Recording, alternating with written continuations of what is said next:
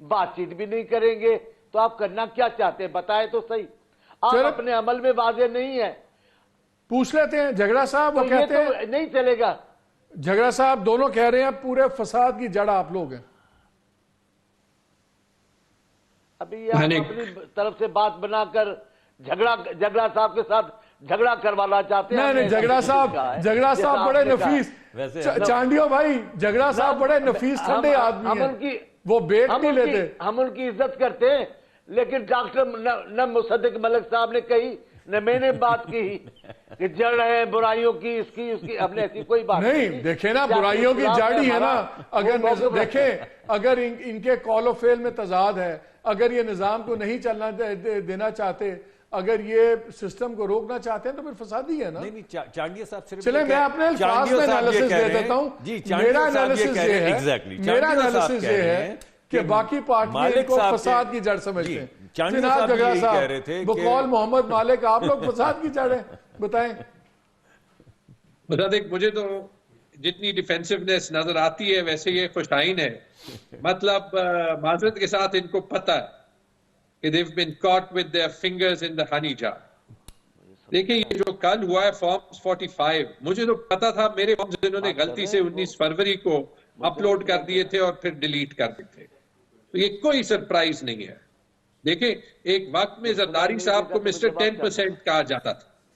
جو نواز شریف کے حلقے میں 138 ووٹ سے 1138 ووٹ بنے ہیں تو آئی نو کہ مصدق صاحب کی میتھ اچھی ہے.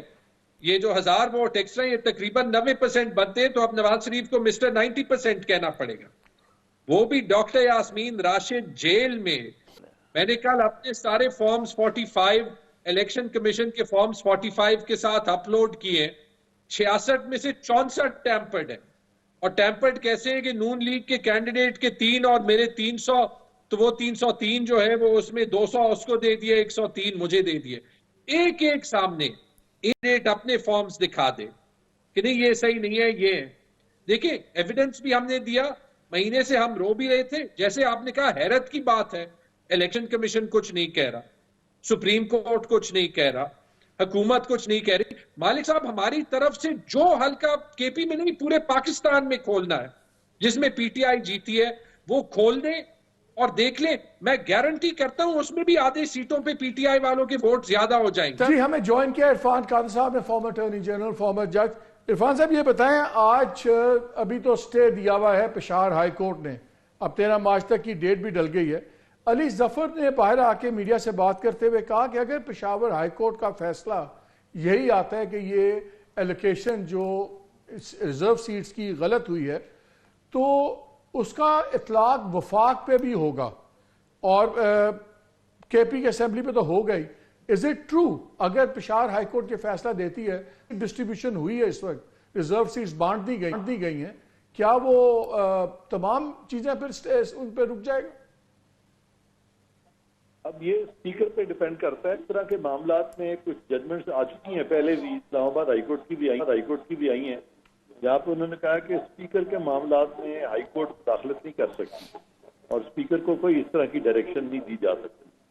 تو لہذا یہ جو قانونی نقطہ ہے کہ آیا یہ جو ریزرو سیٹس ہیں یہ ساری کی ساری کچھ پولیٹیکل پارٹیز کو ایلوکیٹ کر دی جائیں گی یا جو سیٹیں بچ گئی ہیں وہ سیٹیں چھوڑ کے تو باقی جو ہے وہ پولیٹیکل پارٹیز کو دی جائیں گی. کیونکہ آپ نے الیکشن کمیشن کا فیصلہ دیکھا ہوگا, اس میں دونوں باتیں لکھی ہیں کہ جو بینچ کا فیصلہ ہے میجورٹی کا وہ تو یہ ہے کہ جو سیٹیں بچ گئی ہیں وہ تو ساری کی ساری ان کو دے دی جائیں گی جنہوں نے کہ تمام دوسری پولیٹیکل پارٹیز کو تو کوئی بھی نہیں بچے گی. لیکن جو ڈائسینٹنگ نوٹ ہے اس میں انہوں نے کہا ہے کہ وہ جو سیٹیں بچ جاتی ہیں وہ ویکنٹ ہی رہیں گی.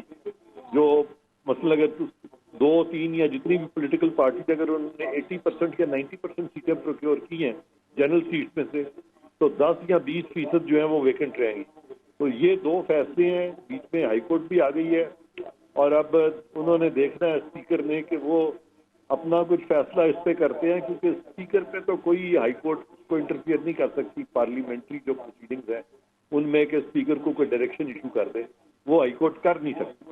تو اگر پشاور ہائی کورٹ کے فیصلے کو پشاور اسمبلی کے اسپیکر مانتے ہیں اور وہ معاملہ नई सीट्स एलोकेट होती तो क्या फिर जो प्रेसिडेंशियल इलेक्शन में वो इनकम्प्लीट होगा पूल के, उसके बगैर भी प्रेसिडेंट का इलेक्शन हो जाएगा? देखें, प्रेसिडेंट का इलेक्शन जो है ना, वो उसमें जो भी कैंडिडेट जीतेगा, विनिंग कैंडिडेट को मेजॉरिटी सिक्योर करनी है, मेजॉरिटी ऑफ द वोट, चारों हाउसेस की और नेशनल असेंबली और सेनेट की मेजॉरिटी उन्होंने लेनी है। लेकिन क्या उससे पहले जो पोलिंग का पूरा पूल है, जो वो उनका इलेक्टोरेट है, उसका कंप्लीट होना मैंडेटरी नहीं है? बिल्कुल नहीं, बिल्कुल नहीं, क्योंकि ये कहीं नहीं लिखा हुआ कि उसका मैंडेटरी है। मैंडेटरी जो चीज है वो ये लिखी हुई है कि मेजॉरिटी किसी एक ने प्रोक्योर करनी है, जो मेजॉरिटी प्रोक्योर करेगा वो सदर बन जाएगा।